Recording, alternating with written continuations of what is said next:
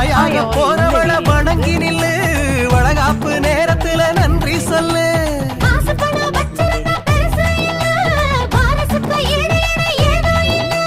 தாய் வீட்டுக்கு இவ போக போறா, திரும்பி வரணும் 2 பேரா.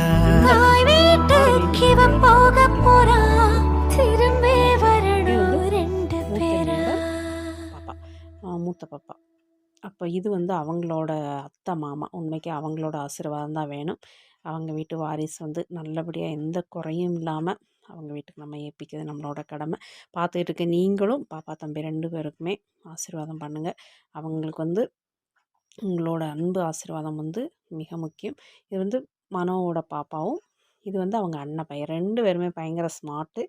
அப்போ வந்து என்னன்னா பாப்பாவுக்கு ஏதாவது தேய்க்கும் போது கன்னத்தில் வந்து சந்தனம் வைக்கும்போது அவங்களும் கை கால் எல்லாம் காணிச்சிட்டு இருந்தாங்க. ஒவ்வொரு மூமெண்ட்டுமே அவ்வளோ ஒரு சூப்பராக இருந்துச்சு அப்படின்னு தான் சொல்ல முடியும்.